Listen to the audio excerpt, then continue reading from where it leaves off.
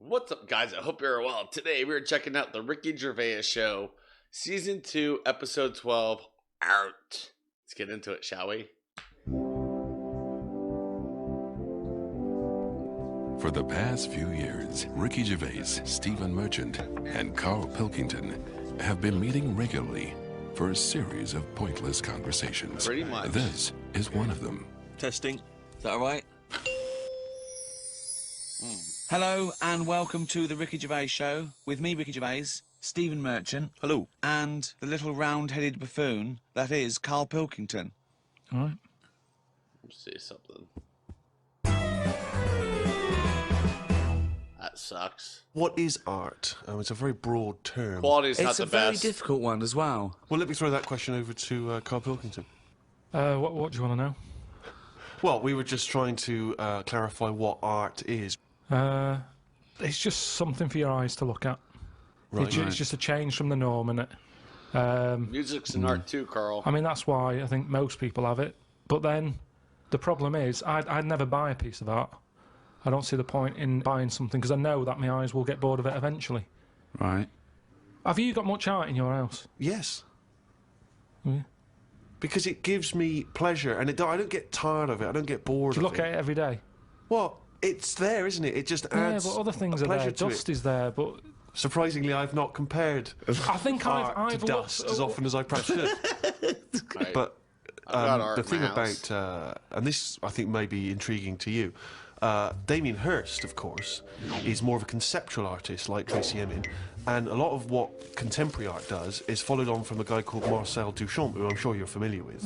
Now, he famously took a gentleman's white urinal like you'd find in a pub toilet, Yep. and he put it on its side, and he signed it with a fake name, and he put it in an art gallery. Now, he did that in about 1917, perhaps a bit later. Oh, wow. it just annoys me, because there'll be snobby people who haven't got a clue, and they're looking at that and they go, oh yeah, I see what he's trying to say. Well, that might make them think. They might. Damien Hirst, I don't feel angry with Damien Hirst really, because he's Right. getting away with it. But why does that annoy you? Because it's people falling into the trap. Damien Hirst, before he dies, I bet he goes, what a laugh that was. I had everyone on. There's a very good point as well, because some people think that the greatest art form of the last 100 years is marketing. Yeah. Some people say that that is his art, that it's not good enough to do it. You've got to then get away with it. And if the point of art is to inflame, I don't think anything inflames people more than the discussion about whether something's art, or if someone's taking the piss, or if someone gets 50 million for something, do they deserve it? Is it worth a hospital? Well, what do you think? What do you think of the shark in the tank cut up? I think I was blown away by it. I thought the I'd shark never tank seen anything was- like it before. It was sort of spectacular because it is so huge and so vast, and to have put a shark, you know, in formaldehyde and to have hung it in an art gallery, it's very striking when you see it. Yeah, It's it a is. remarkable achievement. But what is he? Is he an artist or a fishmonger? What he's done, anyone could have done what he did. Yes, but not everyone did it. He did it. Oh, my God. This is an Come on, interesting point that Karl. you raise. It's the same old point you always raise.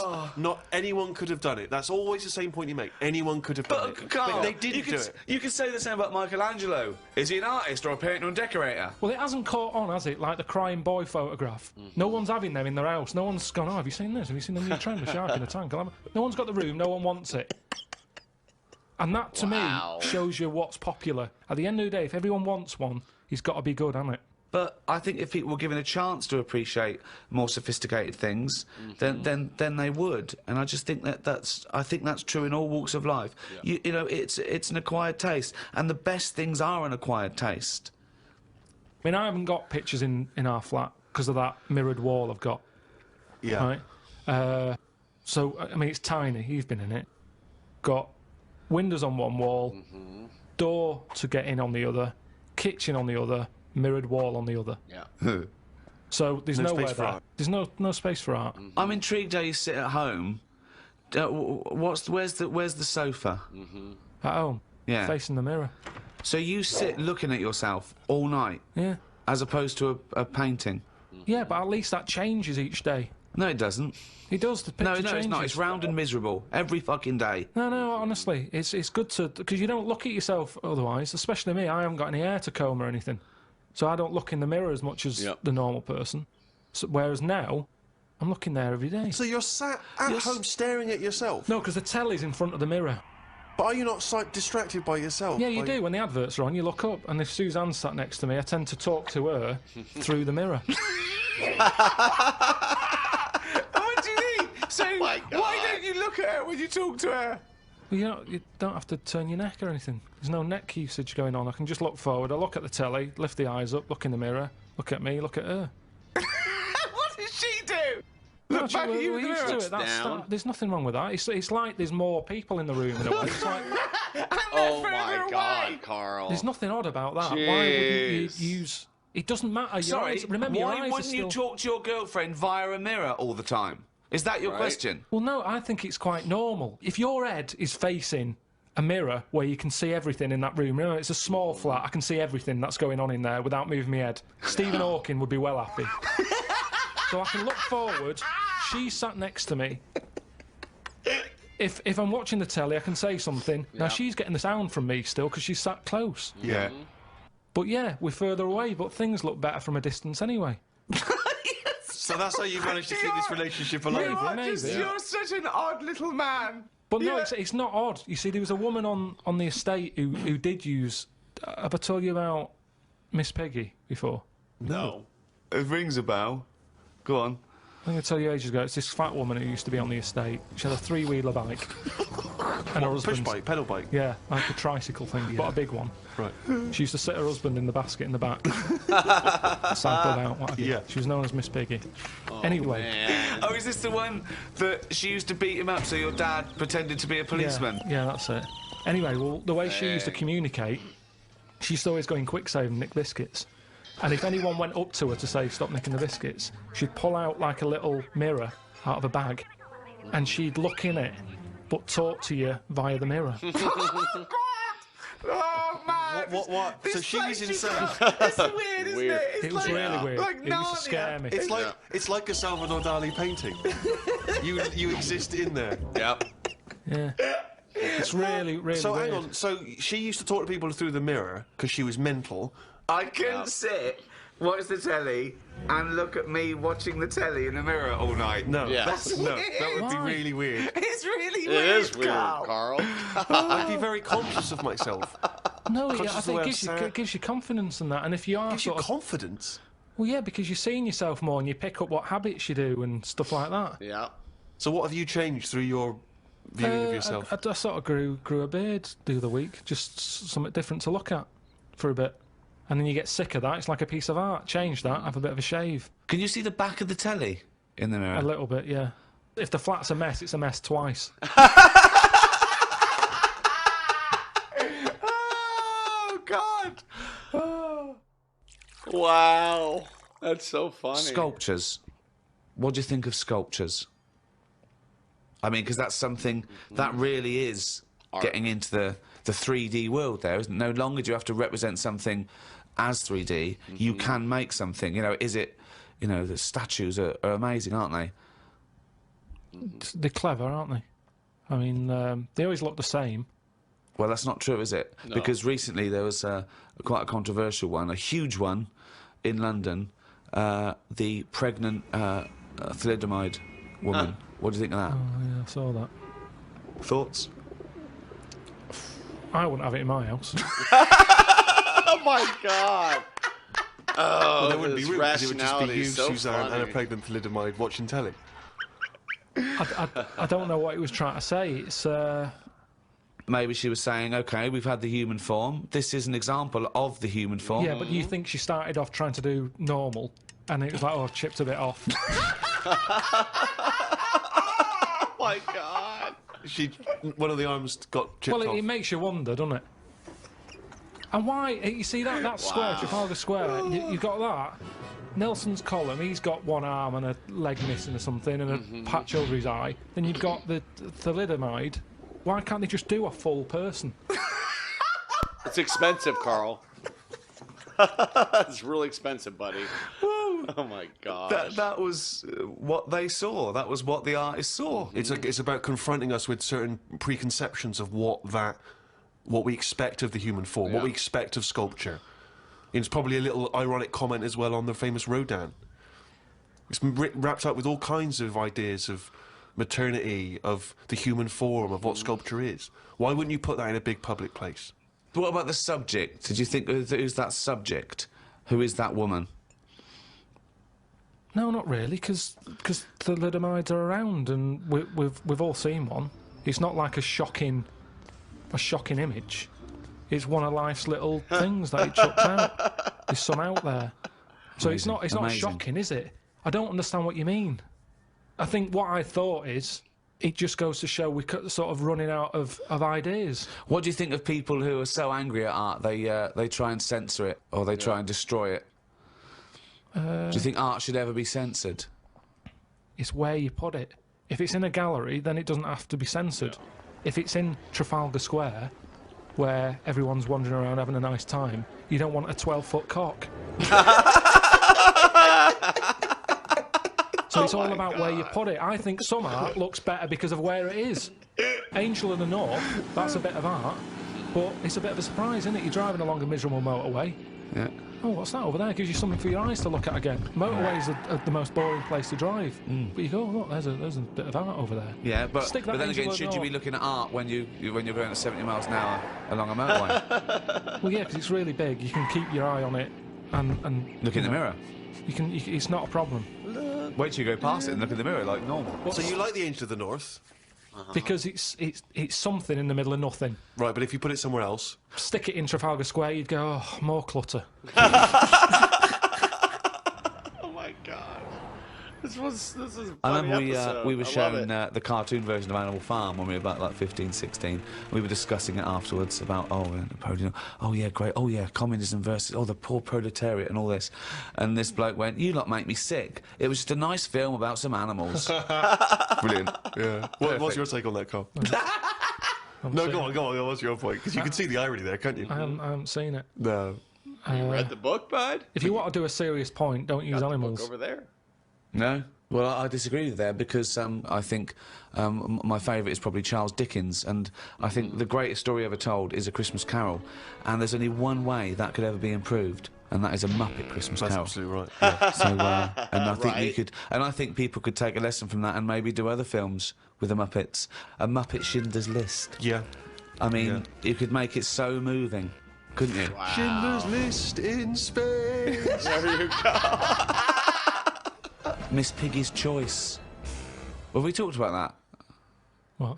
About things like that in art as well. Do you think that bringing something so serious to the masses, like films do, things like the Holocaust and like Sophie's Choice, where she has to choose which child lives and dies. Why does she have to pick? Well, because the Nazis were horrible, nasty, evil people. Yep. And which one did she pick? I don't think that's the point. I don't think that's the point. I love the idea that This is not a betting game. No, but I imagine this is like Deal No Deal. It's kind of you're down to the last two. Which one are you going to go for? Orphan number one or orphan number two? But why did you ask which one did she choose? Because even if he'd said the names, Robert and Alison, what difference would it make? You don't know the story. Why is No, it that because you've then said... I'd ask more then. If you said Alison, I'd go, what was it with Alison? What did she have over Robert? That's what films are meant to do. You question it. Whenever I watch a film with Suzanne, I always say at the end, what was going on there? That's because you're an idiot. That's because you've just watched Muppet Christmas Carol and you can't understand why a frog's able to talk. I'm all for films with a good storyline. Yeah. Brilliant. That's a perfect point.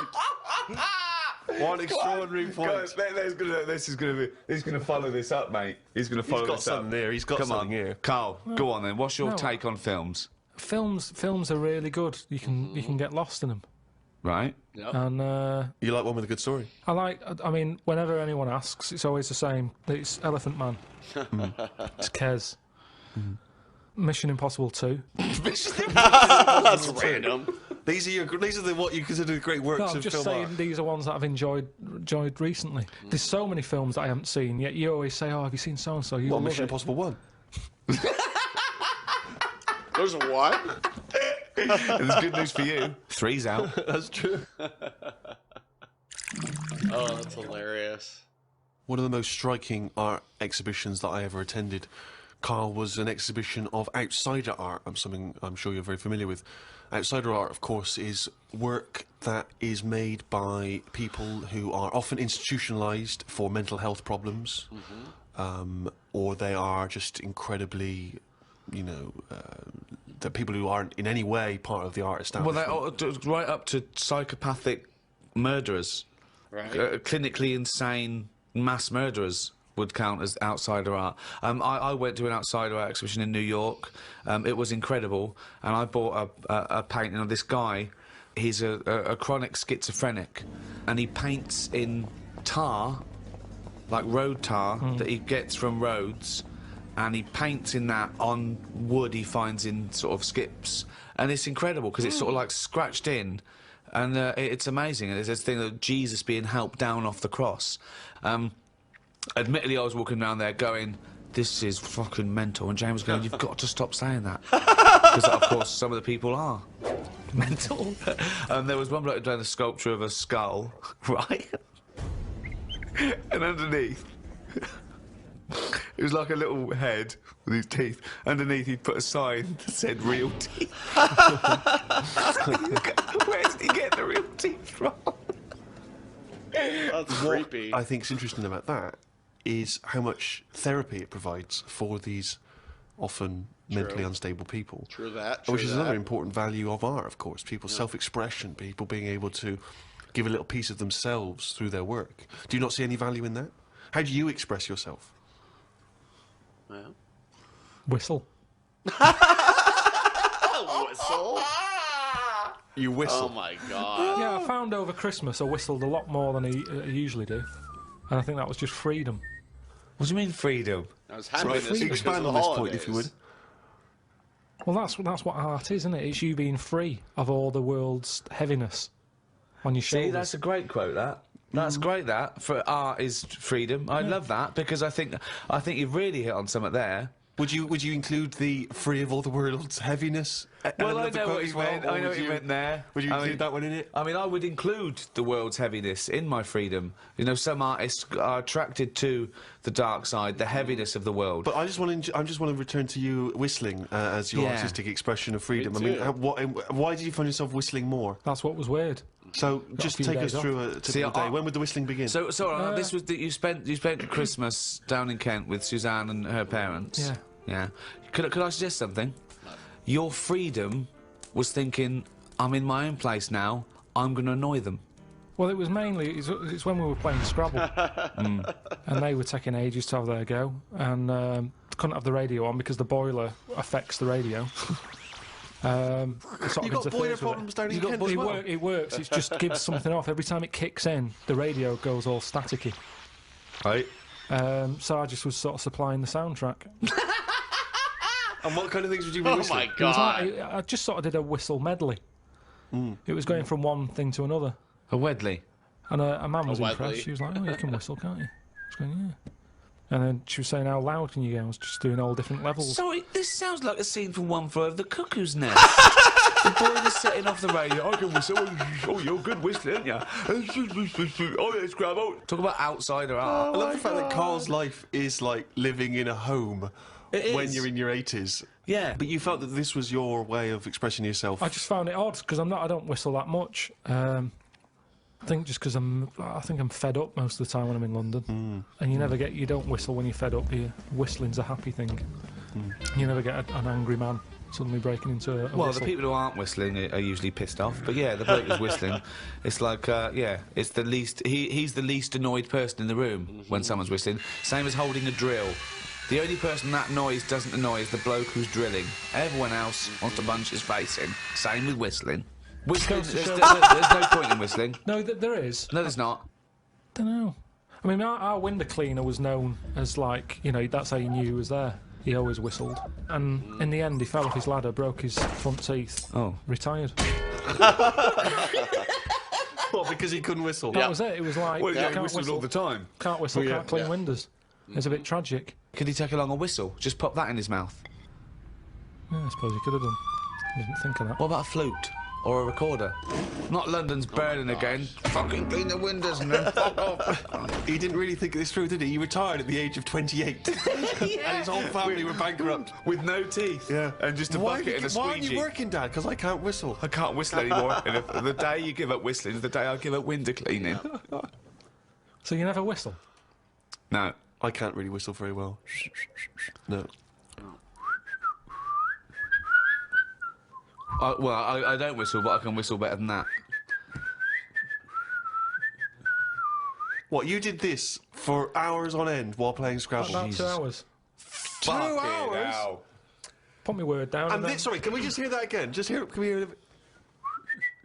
So you were whistling after you had your go as well? Yeah. Fucking hell, Carl. No wonder hang on, I let's just hear took a bit. 2 hours.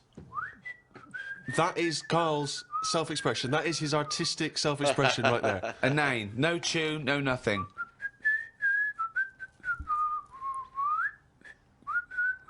There's mental patients who have smeared canvases with shit who have expressed more than you have in that. Yeah, but it's not about other people. I'm not there to please other people. You're there to annoy him. What was the best word you came up with in Scrabble? Don't let me at Scrabble, because I do all right. What's weird is, when I play Scrabble, my brain can come up with words that I don't normally say. Okay, this isn't... No, I'm intrigued here. Your brain can come up with words you wouldn't normally say. Just words that I'd never drop into a sentence. Tree, cat. Go on.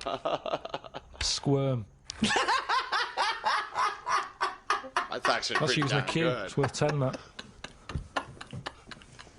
It's not bad, is it? No, I'd never say that. I don't think I've ever heard you say squirm, no. I don't think you're right, Carl. I've never heard you say squirm.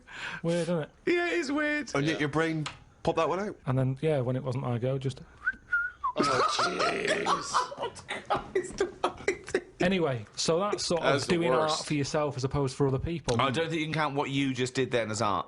Hobby maybe, craft, pastime. I don't think you can count that as art. I'm not being funny. I'm being a bit snobby here. But I think there's a difference between Beethoven and... Squirm. There's a cue in that.